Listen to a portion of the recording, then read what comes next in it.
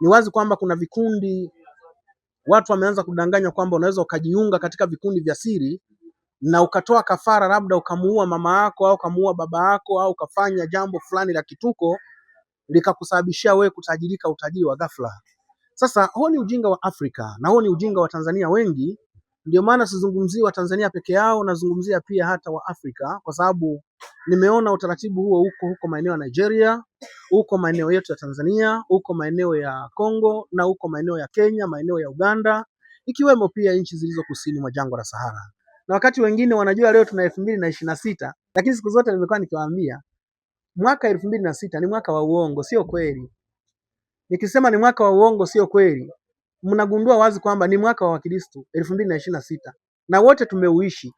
Lakini Waislamu mwaka wao sio 2026, wana 1447 kama sijakosea, 1447 1446. Kwa nini? Kwa sababu hiyo miaka mnazingatia nini? Ndio maana unaambiwa ni mwaka 2026 baada ya Yesu Kristo. Si ni wa Kristo huu? Haya, Waislamu nanyi mnazingatia nini? Mbona mwaka wenu ni mwaka 1446 au 1447? Wanazingatia mambo yao ya Mtume Muhammad na vitabu vyao. Sasa sisi ambao dini sina. Sasa kama mimi ambaye sina dini, mwaka wangu upi?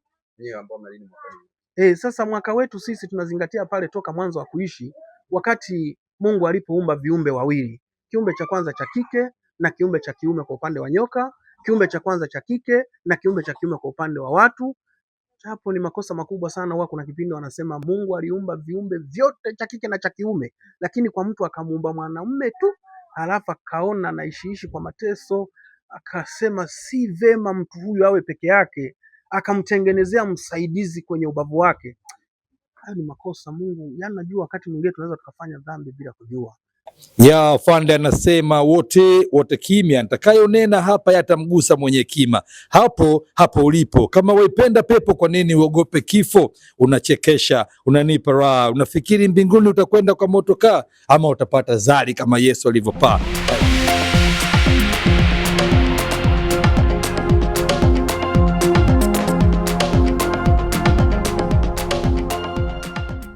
Mfalme Dr. Fadhili, kiongozi wa kimila, jadi, asili na utamaduni kutoka himaya ya Nyarutambwe, Manyovu, Kigoma, Tanzania.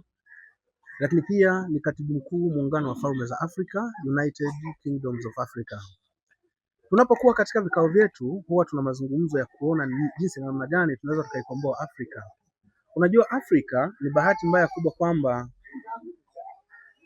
wengi wamekuwa hawajukumii jinsi ya kuokoa familia au kuokoa jamii zao, hususan katika janga la umaskini, hususan katika janga la uelewa, na ndiyo maana tumejikuta tunakumbwa na ujinga na njaa. Sasa katika taratibu za hayo yote, ndio maana tukaona wazi ni vizuri tuweze kutengeneza makusudi ya dhati, angalau tuweze kukutana na Waafrika wenzetu, tukae nao chini, tuzungumze jinsi na namna ambavyo na sisi kama Waafrika tunaweza tukawaza upya na tukaleta vitu vyenye matokeo chanya na vikawa faida kwa kila mmoja, na tukarithisha vizazi vyetu na sisi tukajikomboa na kile kinachozungumzika kama umaskini. Tunapozungumzia kitabu hiki cha Ukweli wa Kuishi, kitabu hiki nimekiandaa kikiwa kina sura 92. Nikisema sura wana vitabu wanafahamu, lakini kikiwa kina kurasa 364. Kitabu hiki kimebeba ujumbe mkubwa sana.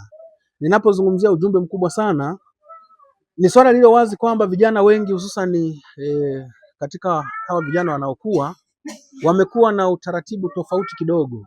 Wamekuwa wakipendelea maendeleo au mafanikio ya haraka au mafanikio ya kuharibu ili wafanikiwe. Ninapozungumzia mafanikio ya haraka au mafanikio ya kuharibu ili wafanikiwe, ni wazi kwamba kuna vikundi, watu wameanza kudanganywa kwamba unaweza ukajiunga katika vikundi vya siri na ukatoa kafara, labda ukamuua mama yako au ukamuua baba yako au ukafanya jambo fulani la kituko likakusababishia wewe kutajirika utajiri wa ghafla. Sasa huo ni ujinga wa Afrika na huo ni ujinga wa Tanzania wengi. Ndio maana sizungumzii wa Tanzania peke yao, nazungumzia pia hata wa Afrika, kwa sababu nimeona utaratibu huo huko maeneo ya Nigeria, huko maeneo yetu ya Tanzania, huko maeneo ya Kongo na huko maeneo ya Kenya, maeneo ya Uganda, ikiwemo pia nchi zilizo kusini mwa jangwa la Sahara. Na ndio maana tukaona wazi kwamba kuna uhitaji wa kuandaa vitabu ili kuweza kuokoa vijana wetu.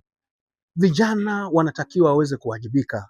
Uwajibikaji ndilo jambo pekee ambalo linaweza likaleta matokeo chanya na yenye faida ya leo na kesho, na ikawa urithi kwa vizazi vinavyoendelea. Tunasikitika sana kwamba Waafrika wengi wanasubiria kupokea tu na si kutoa. Na kwa nini wanasubiria kupokea tu na si kutoa? Siku nyingine mimi nimekuwa nikitoa tunaita changamoto au kutoa chemsha bongo kwamba je, ikiwa Tanzania au duniani tuna vyuo vikuu, mwalimu wa kwanza wa chuo kikuu alifundishwa na nani? Sasa unapotafakari jibu la swali hilo, unagundua kumbe kile ulichonacho unaweza kaa shule ukafundisha wengine, ili mradi tu kiwe ni kitu chenye faida kwa jamii na kinaweza kikawafaa wanajamii wote. Na ndio maana nikaeleza wazi kwamba ili tuweze kuendelea lazima tukumbushane mambo haya. Tumekuwa na matusi kutoka kwenye mabara mengine yakizungumzia jinsi na namna ambavyo sisi wa Afrika tumekuwa tegemezi. Sisi wa Afrika tumerundikana makanisani kwa ajili ya kuomba miujiza ya bure, na wakati miujiza inafanya kazi pale tu ambapo nidhamu, juhudi, maarifa na uelewa pamoja na kazi vitakapokutana pamoja, ndivyo huwa vinaleta mafanikio. Lakini usisubiri mafanikio kwa kusubiri miujiza ya bure, haipo. Ndio maana siku zote nimekuwa nikiwaeleza, mimi ni kiongozi wa kimila, lakini nimekuwa nikisimama kama pia daktari kwa namna ya kuwasaidia watu kiafya, kwa namna ya sayansi, lakini pia nimetumika kama mganga kwa kuwasaidia vijana wanaohitaji mafanikio kupitia biashara au kupitia kazi za mikono yao au kupitia vipawa vyao. Sasa ni bahati mbaya kubwa kwamba mwingine anakuja anakuambia, Mfaume, nahitaji kufanikiwa, lakini mimi sina biashara, sina pesa, na hata nauli ya kuja ulipo mimi sina. Sasa unamuuliza, unataka ufanikiwe kwa njia gani? Maana mafanikio huwa ni hatua. Huwezi kufanikiwa tu.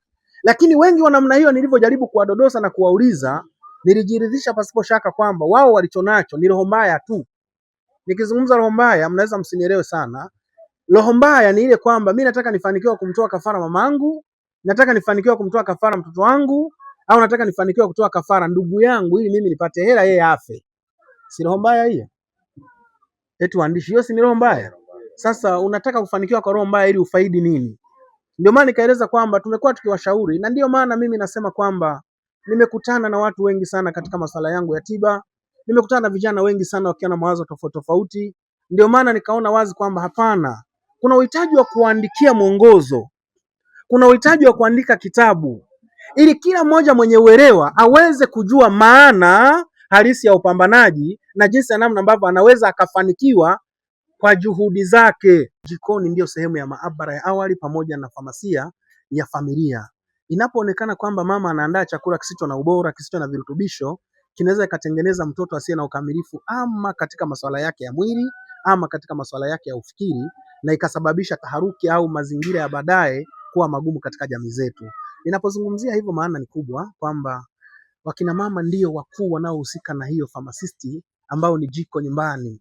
Unajua, siku zote mimi kama nilivyoweza kueleza, nimekuwa nikitibu kwa kutumia njia za asili, na ndio maana nimekuwa nikiwaelekeza pia akina mama jinsi ambavyo wanaweza kawasaidia waume zao wenye changamoto za magonjwa mbalimbali, yakiwemo changamoto ya mapungufu ya nguvu za uzazi, jikoni tu bila kumtafuta mfalme Dr. Fadhili.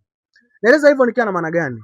Mungu alituumba tuishi kwa wepesi. Hayo nimeshazungumza, na nikaeleza wazi kwamba uwepesi wenyewe ni pamoja na kutuwekea dawa na rasilimali tiba ambazo tayari zipo katika mazingira yetu.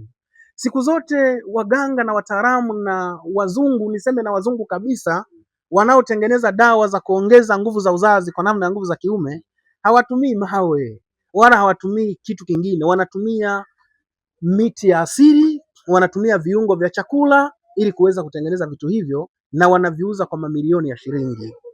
Sasa vitu hivyo wengi wanavifahamu, lakini hawajui ni jinsi gani wanaweza akavitumia. Siku zote mmekuwa mkijua taratibu za sifa ya mdarasini, mmekuwa mkijua taratibu za sifa ya tangawizi, mmekuwa mkijua taratibu ya sifa ya asali, kama nilivyoweza kuelezea hapa nilipokuwa nikiwaambia asali ni sehemu ya tambiko katika himaya yetu ya Nyarutambwe. Ni vitu ambavyo mwanamke akijua faida na matumizi yake vina uwezo wa kutibu magonjwa mengi sana nyumbani bila kufika hospitali. Ni vitu ambavyo mwanamke hata akiuguza, ameuguza mtoto, labda wamwambia mtoto wako bana hali chakula vizuri, hana hamu ya kula, amepungukiwa na madini na virutubisho, inabidi ukaingie duka la madawa ukanunue. Mwanamke ambaye amebahatika kupata mafunzo yetu ya chakula, ya jinsi anavyoweza kutumia chakula kama tiba, anaweza kumtibu mtoto wake kwa kutumia jiko lake tu. Yaani jikoni tu akaandaa vyakula vizuri na vikamsaidia mtoto ambaye pengine hakutegemewa tena kuweza kukua katika maadili sahihi kwa sababu ya aina ya vyakula duni vilivyojitokeza, na akajikuta amevishiriki na akajikuta kwamba tayari uwezo wake wa ufikiri umepungua sasa. Unajua ndugu yangu, nikwambie tu kweli, kama nilivyoweza kueleza awali kwamba mtu ni kile anachokula. Wazungu katika kitabu kimoja kinachotambulika kama Healing Nature ambacho kimeandikwa pale Marekani, kimeelezea wazi kwamba you are what you eat. Wewe ni kile unachokula. Unakula nini? Kuna watu wanakula mizoga. Unajua mimi huwa dini ya Kiislamu wakati mwingine naipenda kwa sababu inashauri watu kutokula mizoga. Nikisema mizoga mnaelewa? Yaani ni kiumbe kilichojifia tu, akijachinjwa ile kimekufa. Pale tayari unashiriki kitu dhaifu na lazima mwili wako utakuwa dhaifu tu. Na kuna baadhi ya familia kwa sababu wao wanajiita maskini. Unajua sisi sio maskini. Ila umaskini ni matokeo tuliyokubali wenyewe kujiita sisi ni maskini. Tunawezaje kuwa maskini na wakati tuna ardhi za kulima? Tunawezaje kuwa maskini na wakati serikali zetu tu zinatusupport mpaka mitaji ya kuanzisha chochote ambacho unaweza kuwajibika na ukapata riziki?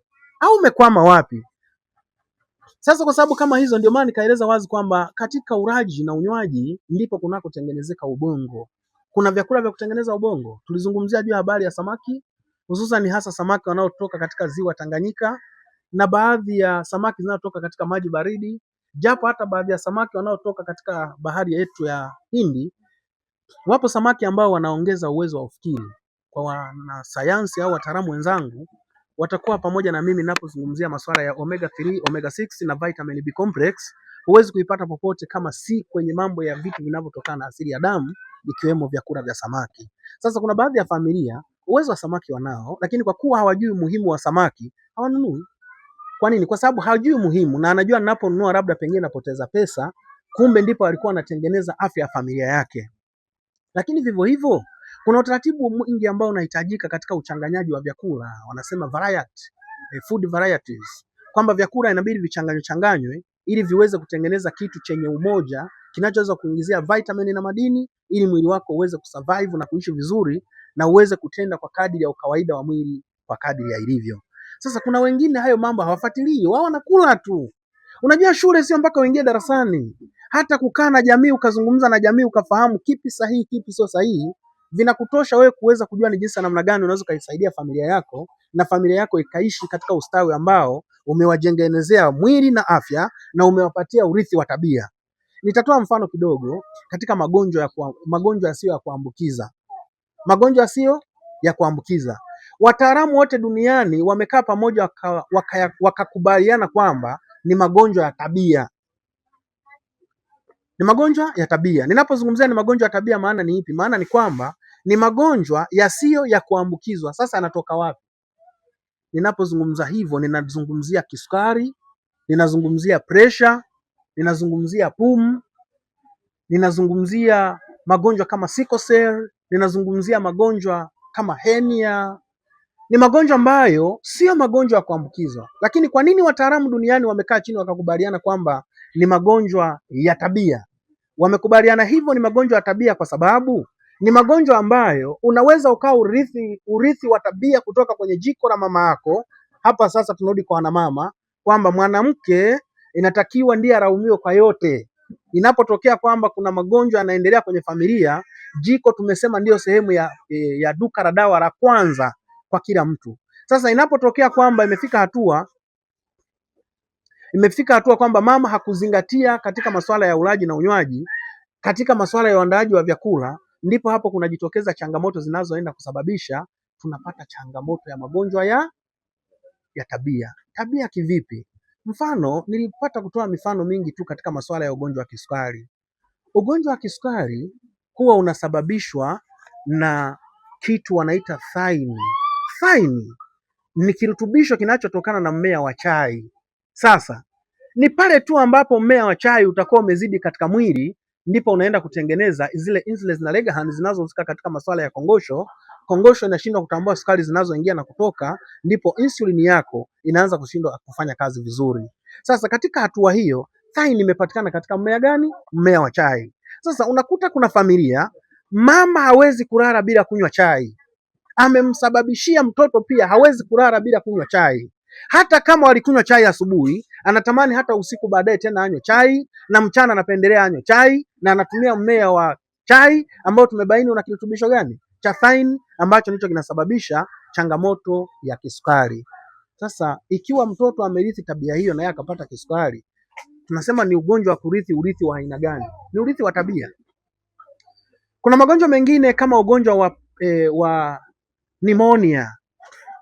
Pneumonia ni ule ugonjwa kama wa kubana mapafu, wengine wanaita pumu, wengine wanaita pneumonia, wengine wanaita si nini, lakini mmoja kati ya hayo, kitaalamu ugonjwa wa pneumonia ni pale ambapo mishipa midogo midogo inayohusika na utengenezwaji wa hewa ya oxygen pamoja na vifuko vidogo vinavyosaidiana na mishipa katika mapafu, kitaalamu wanaita air sacs, au hiyo wanaita arterial oxygen contents, zinakuwa zimeingiza kitu kinaitwa hydrogen kwa kiwango kikubwa, na ile hydrogen inapokuwa kwa ukubwa ndipo inasababisha mtu anapata changamoto ya pneumonia au changamoto hiyo ya mapafu kubana.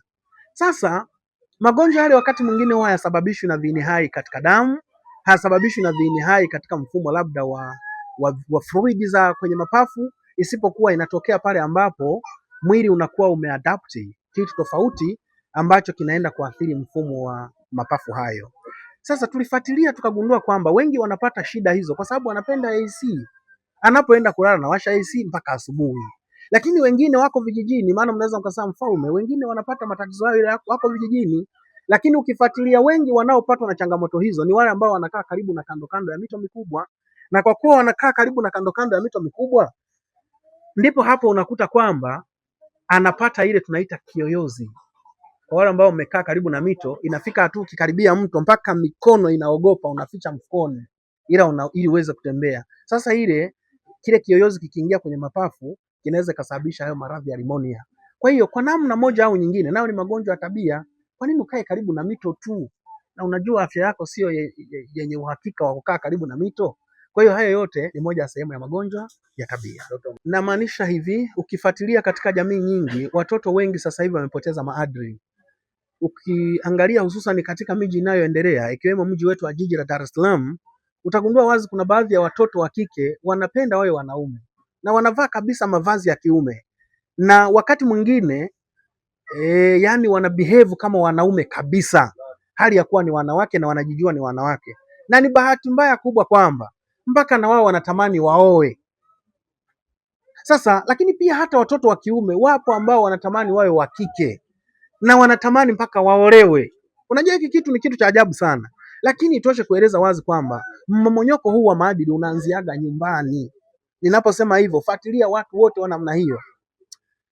Kuna neno huwa napenda kulitumia japo silipendi sana, kwa sababu najua kuna wengine wamejikuta wamelelewa na mama zao kwa sababu ya shida mbalimbali, au wamelelewa na baba zao peke yao kwa sababu ya shida mbalimbali, lakini watoto wengi wa hivyo ni watoto wa single mothers. Yaani watoto wa single mothers wasipokuwa na ulezi wa karibu, wanajikuta inafika hatua yeye hajijui yeye ni jinsia gani.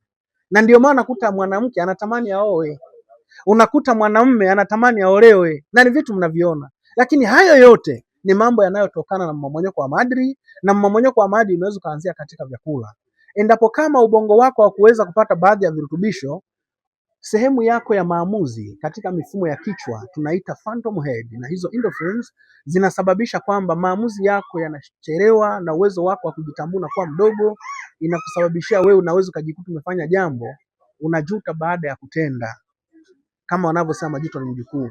Na ndio maana tunasema kwamba hayo yote yanaweza katokea ikiwa kulitokea changamoto ya deficit of nutrition katika upande wa ulaji na unywaji. Unajua mtangazaji, ndio maana nimeandika kitabu kikubwa chenye kurasa 364.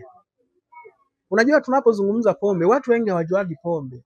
Yaani ukifuatia wale wanaokuambia pombe ni dhambi, mimi naweza nikasema hawaijui. Nisiingie sana kwenye imani, lakini nitaingia, lakini kwa sababu bila kuingia huko mnaweza msinielewe. Kwa sababu tukifuatilia maisha ya huyu ndugu yetu, huyu wanamuita Yesu, alipoenda kwenye harusi kule Kana ya Galilaya, alitengeneza nini? Alitengeneza pombe. Aliwaambia jazeni mabarasi maji, wakayajaza ikageuka kuwa pombe na wakanywa. Sasa kama walikunywa na Yesu yuko pale pale, hiyo dhambi tunakuwa tumemfanyia nani? Hilo ni la kwanza. Kitu kingine cha pili, Pombe sio dhambi. Pombe ni kinywaji tu ambacho kinaandaliwa kwa ajili ya kuchachua mwili na ni sehemu ya tiba. Unajua watu wengi sana wanajiuliza pombe dhambi, pombe dhambi. Pombe ni nini? Kuna dawa nyingine, maana wengine wanasema pombe ni ile tu uwepo wa alcohol. Lakini kuna dawa nyingi zina alcohol. Kuna vinywaji vingi vina alcohol, lakini havijaitwa pombe. Sasa ukisema kila chenye alcohol ni dhambi, tutatumia nini? Kuna vingine vina alcohol naturally na tunakula. Mfano nikizungumzia mirungi. Mirungi si mnaijua? Ile mirungi ina kilevi, ina alcohol. Lakini sina maana kwamba ni halali na yenyewe itumike, no. Maana yangu ni kwenye pombe kwamba kinywaji chochote ambacho kitakuwa kimetengenezwa kwa matunda kikaweza kukaa hata siku 2 tu kinatengeneza alcohol automatic. Na kama kinatengeneza alcohol, je, ile ni pombe au sio pombe? Kwa nini tunakunywa? Sasa wanaosema kwamba pombe ni dhambi, sijajua walizingatia nini. Ndio maana nikasema pengine hata pombe hawaijui, ila sisi hii tulioandaa hapa tumeandaa pombe yenye mchanganyiko wa asali na ulezi, na ni maelekezo ya urithi kutoka kwenye jamii za wazee wetu wa kale takriban miaka 2500 iliyopita. Nikisema miaka 2500 iliyopita, na wakati wengine wanajua leo tuna 2026, wanasema mfalme mbona umeongeza sasa, na wakati tuna 2026. Lakini siku zote nimekuwa nikiwaambia mwaka 2006 ni mwaka wa uongo, sio kweli. Nikisema ni mwaka wa uongo, sio kweli, mnagundua wazi kwamba ni mwaka wa Kristo 2026 na wote tumeuishi. Lakini Waislamu mwaka wao sio 2026, wana 1447 kama sijakosea, 1447 1446. Kwa nini? Kwa sababu hiyo miaka mnazingatia nini? Ndio maana unaambiwa ni mwaka 2026 baada ya Yesu Kristo. Si ni wa Kristo huu? Haya, Waislamu nanyi mnazingatia nini? Mbona mwaka wenu ni mwaka 1446 au 1447? Wanazingatia mambo yao ya Mtume Muhammad na vitabu vyao. Sasa sisi ambao mi dini sina. Sasa kama mimi ambaye sina dini, mwaka wangu upi? Yeye ambao mna dini mwaka. Sasa mwaka wetu sisi tunazingatia pale toka mwanzo wa kuishi, wakati Mungu alipoumba viumbe wawili. Kiumbe cha kwanza cha kike na kiumbe cha kiume kwa upande wa nyoka, kiumbe cha kwanza cha kike na kiumbe cha kiume kwa upande wa watu. Hapo ni makosa makubwa sana. Huwa kuna kipindi wanasema Mungu aliumba viumbe vyote cha kike na cha kiume, lakini kwa mtu akamuumba mwanamume tu, halafu akaona naishiishi kwa mateso, akasema si vema mtu huyu awe peke yake, akamtengenezea msaidizi kwenye ubavu wake. Hayo ni makosa. Mungu, yaani najua wakati mwingine tunaweza tukafanya dhambi bila kujua. Mungu hajawahi kufanya makosa. Mungu aliumba viumbe vyote viwili, cha kike na cha kiume kwa upande wa watu, kike na kiume kwa upande wa simba. Japo kuna yaliyojitokeza. Unajua sisi kama wasomi tunasoma vitabu vingi sana. Sasa hivi tuna mitandao ya kijamii ambayo inatumia mpaka akili bandia. Wanasema AI, akili mnemba. Ukienda kuulizia, Mungu alipoumba kwa mujibu wa maelezo, aliumba mwanamke na mwanamume, na huyo mwanamume alikuwa anaitwa Adam kwa mujibu wa teolojia za kidini. Sina maana ya ukweli. Ukweli hata sio hivyo. Aliumba mwanamke na mwanamume, ambayo huyo mwanamume alikuwa anaitwa Adam, lakini mwanamke alikuwa anaitwa Lilith. Nendeni mkaangalie kwenye vitabu hivyo, huyu Lilith. Lakini huyo Eva, Lilith muhuni, alikosea. Alivyokosea akapata adhabu. Alivyopata adhabu akafukuzwa pale bustanini. Kwa mujibu wa theology, it's not truth, I'm telling you. Yaani sio ukweli, ila ndio teolojia inavyozungumza. Baadaye ndipo sasa ikaonekana Adam amekaa peke yake, yule Lilith alishafukuzwa na Muumba, ndo akamtengenezea msaidizi kutoka kwenye ubavu. Sasa Wakristo hiyo wao hawana, ila vitabu vya kale vinavyozungumzia Apocalypse vinazungumzia juu habari ya uwepo wa Lilith. Ndio hizo Apocalypse books, ambapo watu wa teolojia na wasomi wenzangu wanaelewa hivyo vitabu vya Apocalypse ni vitu gani. Ni vitabu ambavyo vinazungumzia historia ya dunia, world history. Mimi ni graduate wa world history, ndio maana hayo yote nayajua, kwa sababu napofika hatua ya PhD, maana yake huwezi kusema PhD holder kwa kitabu kimoja kama hiki. Maana yake lazima msome vitabu vingi tofauti tofauti, ndio maana tunapata mpaka hizo taratibu na taarifa zingine. Ndio maana nakuta kwamba tuko huru kwa sababu tunafahamu. Maana wengine nikisema sina dini wanahisi basi hata dini siijui. Naijua vizuri kwa sababu mimi nimegraduate PhD in world history. Najua dini ilitoka wapi, ililetwa na nani na kwa dhumuni gani. Ndio maana mimi simo. Mimi nimerudi wapi? Kwenye mila asili ya wazee wetu, maelekezo tuliopewa na bibi na babu zetu toka mwanzo wa kuishi. Asante sana.